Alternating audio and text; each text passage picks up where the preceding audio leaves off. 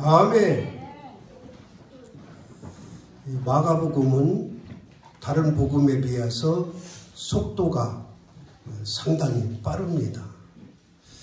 다른 복음들은 예수님의 탄생도 또 그 과정도 다 기록하고 있지만 마가복음은 바로 사역을 시작하고 들어갔기 때문에 지금 2장인데도 불구하고 사람들이 너무 많아서 움직일 수조차 없는 그런 상황을 말씀하고 있어요. 그러니까 지금 예수님께서 사역을 시작하신 지 초반이 아니고 이제 초반을 지났다, 그렇게 생각하면 되죠. 그러니까 점점 요즘 말로 하면 인기가 많아진 거예요. 명성이 계속 퍼져나간 거죠. 그러니까 예수님이 가시는 곳마다 이제 사람들이 움직일 수 없을 정도로 이렇게 많은 사람들이 모여든 거죠.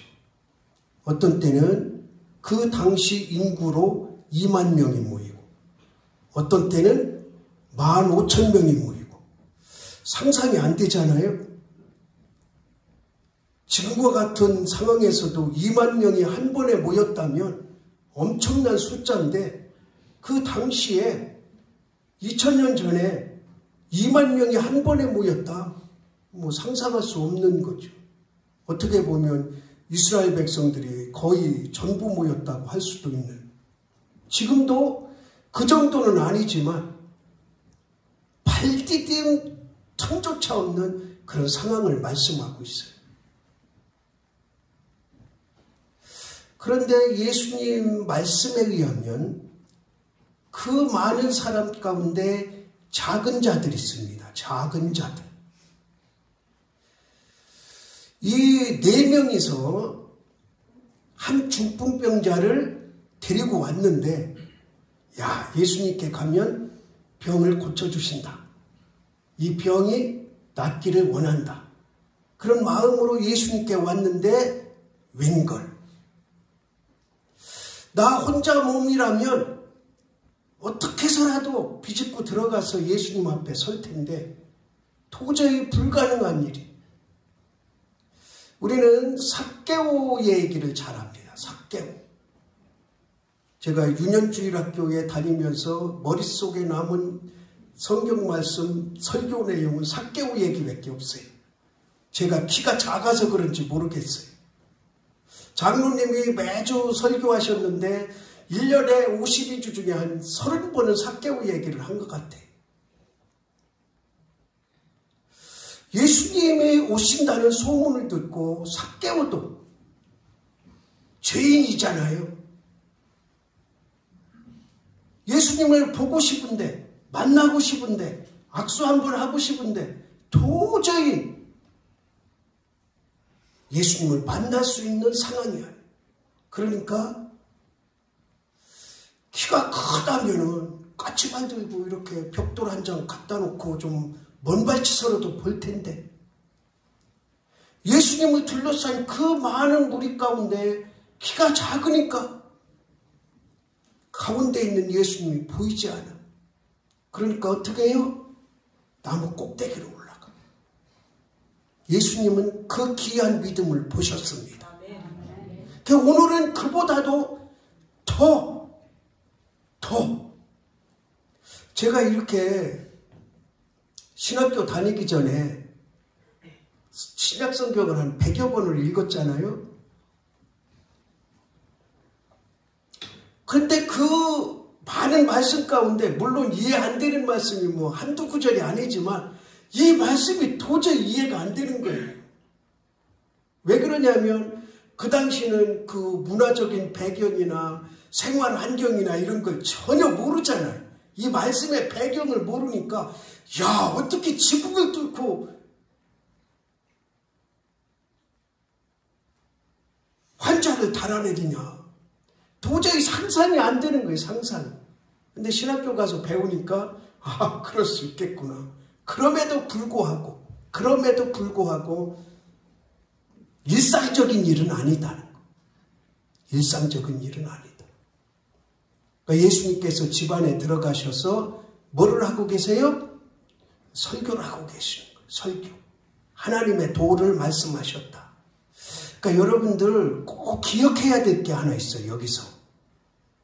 기적은 따라합시다. 기적은 내가 바란다고 되는 게 아니고 말씀에 근거해야 된다.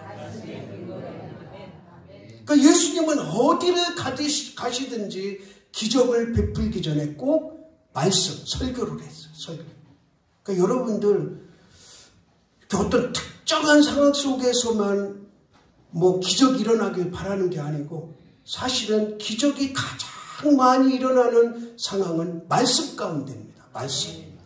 오늘도 이 설교를 듣는 가운데 그 설교 말씀이 내 것이 되고 그 내 것이 된 말씀이 기적의 은혜로 나타날 수 있기를 주님의 이름으로 축원합니다. 예수님께서 방에 가운데 앉으셔서 말씀을 하고 계신 거예요.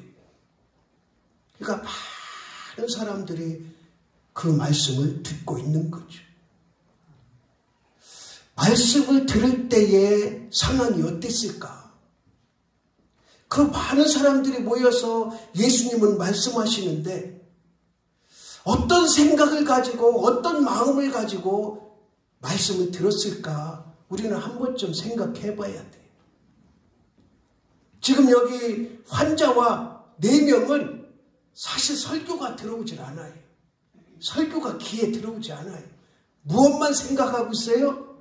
예수님을 만나야 되겠다. 예수님의 안수를 한번 받아야 되겠다. 이 생각만 있는 거죠. 거기에 있는 대부분의 무리들이 정말 하나님의 말씀을 귀를 쫑긋하고 들은 사람이 얼마나 있었을까? 다 자기 마음의 소원을, 자기가 바라는 바를 가지고 예수님께로 왔을 것이다. 그리고 또 어떤 무리들은 구경꾼으로 왔겠죠. 야, 예수라는 사람 대단한 사람이라는데 좀 얼굴 좀 한번 보자. 생김새 좀 한번 보자. 도대체 무슨 일을 어떻게 하는지 한번 구경이나 가보자. 예전에는요, 부흥회를 하면 구경 오는 사람들 엄청 많았어요. 교회 안 다니는 사람들 모르겠어요. 우리 그 시골교회는 부흥회를 하잖아요. 그러면 교회 안 다니는 분들이 다 한 번씩 다녀가요. 뭐 가지고? 봉투 하나 가지고. 부조하러 오는 거예요. 부조하러. 구경하고 가는 거죠. 그 사람들이 무슨 뭐 기대가 있어요? 없어요. 병 낫기 기대하는 것도 아니고 은혜 받기 기대하는 것도 아니고 목사님이 하도 부흥회 때 한번 오라고 하니까 그냥 봉투 하나 들고 인사차 구경하러 오는 거지. 여기도 분명 그런 사람들도 있었을 것이다. 그러나 그럼에도 불구하고 어떤 이유를 불문하고 왔던 이 많은 사람들은 은혜 받은 사람들이 많았을 것이다 하는 거예요.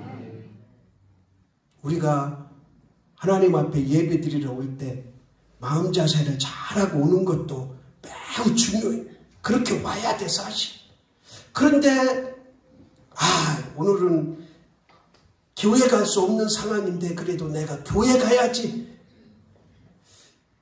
걱정 반, 근심 반, 세상 것 생각 반 그렇게 왔어도 하나님께서는 어느 순간 어느 때에 은혜를 베푸실지 모른다는 거예요.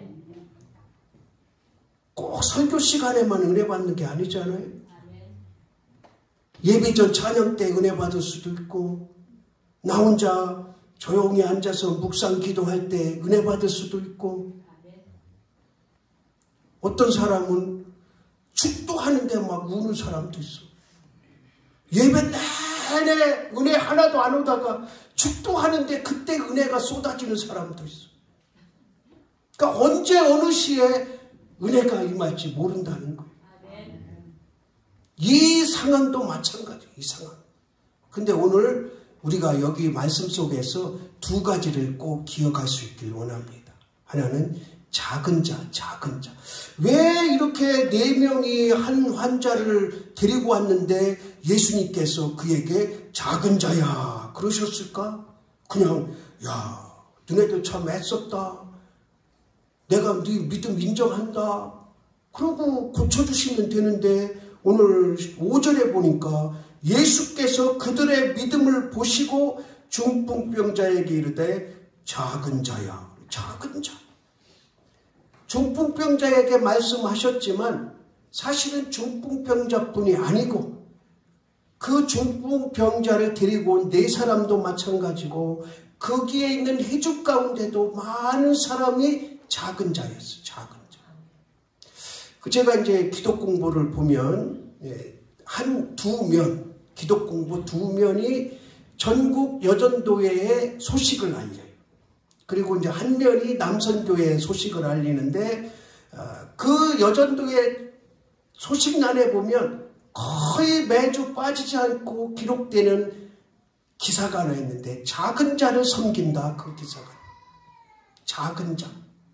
그 여전도회에서 전국 여전도회에서 작은 자의 의미를 어떻게 두고 했는지 저는 정확히 모르는데 그 작은 자의 섬김의 의미를 보면 이 오늘 성경에서 말하는 작은 자와 큰 차이가 없다. 그렇게 볼 수 있어요.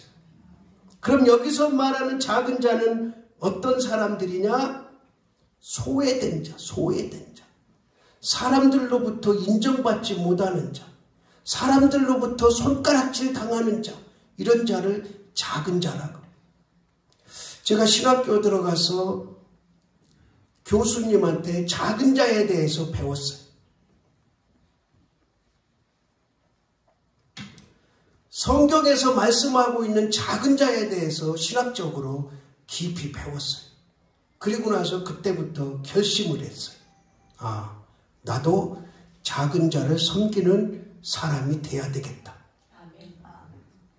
그리고 그것을 실천할 방법이 뭘까? 작은 자를 섬기는 방법이 여러 가지가 있잖아요. 그런데 저는 그 당시에 넝마주의라고 있어요. 넝마주의. 큰 이렇게 대나무 바구니를 등에 메고 큰 집게를 하나 가지고 다니면서 고물을 주스러 다니는 사람들을 넝마주의라고 그랬어요. 넝마주의. 그런 거 봤죠? 예, 지금 젊은 학생들은 모를 텐데 우리 나이 때는 다 이제 도시에서 그거 경험을 했어요. 근데 그 당시 이것도 이제 조직이 있어요. 넝마주의도 조직이 있어서 곳곳에 이렇게 이제 지부가 있는 거예요. 지부.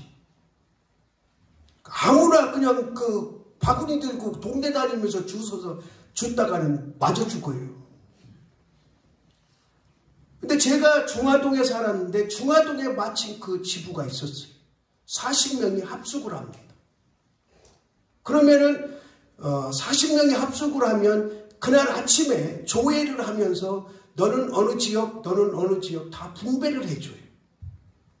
그러니까 이제 중화동에 본부가 있으니까 청량리 이쪽에서 망우리까지 분배가 되는 거예요. 그래서 저는 이제 거기 그분들하고 같이 섬겨야 되겠다. 그분들을 섬겨야 되겠다. 그 40여 명, 넝마주의 하는 사람들을 섬겨야 되겠다. 그래서 찾아갔어요. 거기서 같이 숙식하면서 그분들을 섬기려고 찾아갔어요. 제 신분을 섬기고. 아, 저 직장 구할 수가 없습니다. 그때가 이 25, 6이잖아요. 젊은 사람. 거기 보면은 다 이제 요즘으로 표현하면 노숙자예요. 노숙자. 그러니까 막 옷도 추레하고 생김새도 뭐 제대로 씻기를 하겠어요. 뭐 하겠어요. 냄새나죠. 그러니까 번듯한 젊은 사람이 와가지고 책임자 거기 회장이죠. 회장 만나서 저 이러이러한 상황인데 저 여기 같이 일하게 해달라고. 그랬더니 두 가지를 물어요. 두 가지. 하나는 너 도둑 누명 쓰고 감옥 갈 자신 있냐 그거. 첫째가. 그리고 또 하나는 여기 보면은 너같이 젊은 사람은 없는데 이 40명 다 심부름 다 할 수 있냐? 그 제가 두 번째는 대답을 했어요. 냉큼 대답했어요. 예, 할 수 있습니다. 근데 첫 번째는 대답을 못했어요. 이게 뭔 말인지 모르니까. 도둑 누명을 쓰고 감옥 갈 자신 있냐? 마음 준비가 돼 있냐? 그거예요. 그래서 이제 나중에 자세히 설명을 해주는데, 바구니 들고 이제 집게 들고 이렇게 그때는 뭐 분리수거 이런 거 안 하니까 집 문 앞에 이제 쓰레기 이런 거 뒤지면서 이제 필요한 거 주워 담는 거잖아요. 그런데 간혹 이제 물건이 없어지면, 집 밖에 있는 게 아니고 집 안에 있는 물건이 없어지면 거기로 찾아온다는 거예요. 오늘 누가 돌아다녔는데 우리 집안에 들어와서 훔쳐간 거 아니냐. 그리고 이제 그러면 이제 거기 싸놓는 데가 있잖아요. 찾아보라고.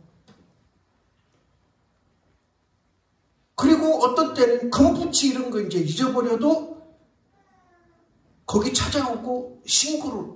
이게 이제 뭐 거의 다반사예요. 다반사. 그러니까 이런 수모 이런 거를 견딜 수 있냐 그랬더니 제가 이제 대답했어요. 예, 하겠습니다. 그래도 하겠습니다. 그랬더니 그 사람이 딱 하는 얘기가, 너는 못해. 가. 그러니까 저를 보고 제가 이제 세상에 때가 안 묻었다고 생각을 하는지, 너는 못 견딘다는 거예요. 그 생활을 못 견디니까 가라고. 여기는 받아줄 수 없다. 그래서 이제 포기를 하고, 저는 그 당시에 그게 작은 자를 섬기는 것이라 그렇게 생각을 했기 때문에 그 행동을 한 거예요. 그게 뭐 옳고 그르고 떠나서. 근데 여기서 말하는 작은 자도 소외된 자, 보잘것없는 자, 그리고 중요한 거, 작은 자는 따라합시다. 고난에 빠진 자. 그 작은 자라고 해서 뭐 못 살고 못생기고 못 배우고 이런 자만이 아니라 잘 먹고 잘 사는 사람도 그 사람이 어떤 고난에 빠졌다면 그는 작은 자인 거예요. 제가 언젠가 나훈아 씨에 대해서 얘기했잖아요. 그 나훈아가 부른 노래, 그 노래 가운데 보면은 그 노래 제목이 뭐죠? 네, 테스형, 소크라테스형. 테스형 그 노래 가사에 보면은, 테스형, 천국은 가보니까 어떻든가요? 천국은 있든가요? 그렇게 질문을 해요. 그러니까 그 마음속이 뭐하다는 거예요? 공허하다는 거지. 자기가 80평생을 살아보고 온갖 세상에서 누릴 거는 다 누렸는데 이제 죽을 때가 되니까 이거 공허한 거예요. 그리고 나서 그 노래 부르고 나서 은퇴하잖아요. 그러니까 그런 사람이 작은 자예요. 작은 자. 고난에 빠진 자. 뭐 그가 큰 고난에 빠진 건 아니지만 심적으로 고난에 빠진 자도 작은 자다. 그러니까 예수님께서 이 사람들을 작은 자야 한 것은, 그 한마디 속에 그동안에 얼마나 고생했냐 그 소리예요. 얼마나 힘들었냐 그 소리예요. 위로의 말씀이 들어있는 거죠. 그 작은 자, 우리 마음속에 하나님께서는 누구에게나 나보다 더 작은 자를 섬기기를 원하신다는 것을 믿으시기 바랍니다. 그리고 나서 이 믿음을 보시고 그랬어요. 그들의 믿음을 보시고. 근데 그들의 믿음이 어떤 믿음인지 어디에도 안 나와 있어요. 이 중풍병자도 같이 온 네 사람도 어떤 믿음인지 어디에도 안 나왔어요. 이거는 우리가 풀어야 될 숙제예요. 이 사람들은 이 말씀을 읽다 보니까 이런 믿음을 가졌겠구나. 이런 믿음을 가졌겠구나. 이런 믿음을 가졌겠구나. 예수님이 그렇게 보셨다는 거. 그러면은 이 말씀을 통해서 자, 내 믿음. 여러분 한 사람 한 사람 믿음을 내가 점검을 해봐야 돼. 점검. 지금 예수님이 따라합시다. 내 믿음도 보고 계신다. 그 내 믿음을 지금 보고 계시는데 야, 작은 자야. 내 믿음을 보니까 너는 지금 고침받을 확고한 믿음이 있다. 내가 고쳐줄 수 있는 확고한 믿음을 가지고 있다. 이렇게 인정받은 거예요. 더군다나 병 고침뿐 아니라 내 죄사함을 받았느니라. 오늘은 이들의 믿음이 어떤 믿음이었을까 제가 추석한 거를 말씀드릴게요. 뭐 누구나 다 공감할 수 있는 거예요. 아주 특별한 게 아니고. 첫째는 따라합시다. 절박함을 행동으로 옮기는 믿음. 저와 여러분 절박할 때 있죠? 다 세상을 살아가다 보면 참 절박할 때가 있어요. 야, 이거는 정말 내 힘으로는 안 되는구나. 내 힘으로는 해결할 수 없구나. 그런 절박함을 가질 때가 있다는 거죠. 매 순간이 그런 건 아니지만 인생을 살아가다 보면 그런 순간이 곳곳 온다는. 그 나이가 많고 적고 간에 아니고 우리 학생들은 학생 그 상황 속에서 절박함이 있고 예를 들면은 뭐 요즘에는 그랬다가는 큰일 나지만 제가 학교 다닐 때는 가끔 말씀드리지만 생물시험 보기 전에는 정말 절박했어요. 생물시험은 무슨 일이 있더라도 60점 이상 맞아야 돼. 왜? 60점 이상 안 맞으면 한 점에 발바닥 한 대씩 맞으니까. 여러분 이마는 대나무로 발바닥 한번 맞아봤어요? 이렇게 무릎 꿇고 앉아요. 발바닥을 여기다 대요. 그러면 그거로 있는 힘껏 발바닥을 때려요. 인정사정 없어요. 60점 이하에 만약에 20점 맞았다. 40대 맞아요. 그때는 그렇게 교육 받았어요. 저는 2년 동안 딱 한 번 맞은 기억이 있어요. 60점 이하 맞아가지고 그만큼 절박하니까 생물 공부만 하는 거예요. 생물 공부만. 다른 공부는 안 해. 참. 그러니까 그 당시의 절박함은 뭐예요? 생물 60점 이상 맞는 거예요. 다른 거 없어. 그때는 다른 시험은 빵점 맞든 뭐 누가 혼내든 뭐하든 아무 관심 없어. 생물 시험지 딱 받는 순간 그리고 이제 시험 치르고 복도에 나가서 채점하는 거야. 야, 공부 잘하는 애 옆에 가서 거기 다 모여. 애들 공부 잘하는 애 대명 있으면 거기 다 모여. 그러니까 야, 이거 답이 뭐냐, 답이 뭐냐. 야, 나 60점 넘었다. 그러니까 나이에 상관없이 살아가다 보면 절박할 때가 있어요. 절박함. 그러면 그 절박함을 우리는 어떻게 행동으로 옮기느냐는 거예요. 절박함은 가지고 있어. 절박함은. 그런데 그걸 해결한 행동으로 옮기는 일은 그렇게 많지 않아요. 그 절박함을 해결하실 수 있는 분은 오직 예수님 한 분인 걸 알아. 그런데 예수님을 찾지 않아. 찾는 신용만 해.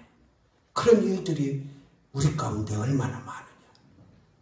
그러니까 내 친구는 중풍병자는 지금 절박한 거야. 예수님 만나서 이 병을 좀 고쳐봤자. 고침받자. 그 한 가지. 그 절박함을 앞뒤 상황 보지 않고 오직 따라합시다. 예수님 만나는 일념으로 한 가지 생각으로 이 앞에까지 왔고 지붕을 뜯어 내린 거예요. 그러니까 절박함은 상황을 따지면 안 돼. 그러면 해결이 안 돼. 우리의 절박함은 하나님으로부터 해결될 수 있기를 원합니다. 아멘. 나의 절박함은 예수님으로부터 해결되길 원합니다. 아멘. 오늘 이 4명, 5명은 그 절박함을 어떻게 하면 해결될 수 있을까 하는 그 믿음으로 행동에 옮긴 거예요. 아멘. 제가 언젠가 말씀드렸잖아요. 초창기에, 여기 부임 초창기에 기도 요청함을 만들어놔요. 기도 요청함. 그래서 아주 급한 기도는 빨간색에 써라. 그리고 단시일 내에 이루어져야 될 일은 노란색에 써라. 그리고 일상적인 기도 제목을 원하면 하얀 종이에 써라. 그래서 빨간색, 노란색, 하얀색을 준비해 놨었어요. 거기다 기도 제목을 쓰고 기도함에 넣으면 거긴 자물통으로 잠겨서 아무도 볼 수가 없어요. 저만 꺼내 볼 수 있어요. 그러니까 어떤 비밀이든 그 속에 넣고 기도를 요청해라.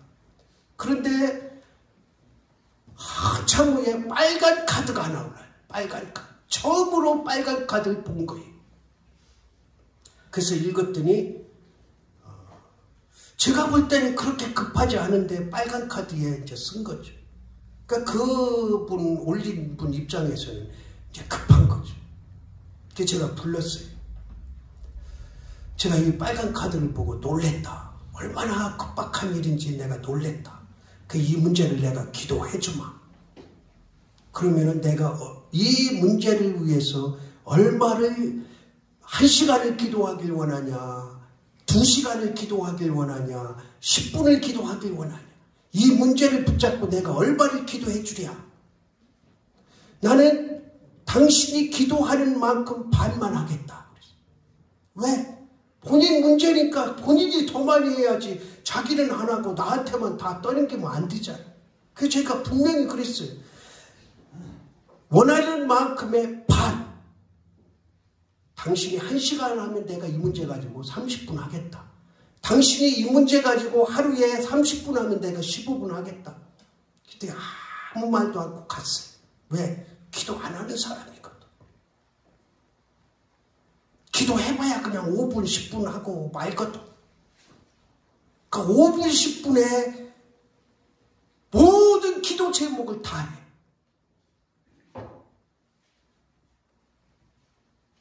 그래서 제가 그랬어요. 제가 감동되는 대로 성의껏 기도하겠습니다. 걱정하지 마십시오. 그리고 언제든지 내가 이만큼 기도할 테니까 목사님 반해주세요 하면 내가 그거 순종하겠다. 근데 끝내 2차 요청은 하였어. 그러니까 제가 그 카드를 보는 순간 이분은 기도 안 하는데 급하긴 하고 그럼 이거를 목사한테 맡겨야 되겠다. 이 생각으로 빨간 카드를 뗀 거예요. 그 절박함은 있어. 근데 그 절박함을 그냥 세상적인 방법, 남에게 떠넘기는 방법 이런 거로 해결하려고 하면 그 절박함이 제대로 해결이 안 되는 거죠.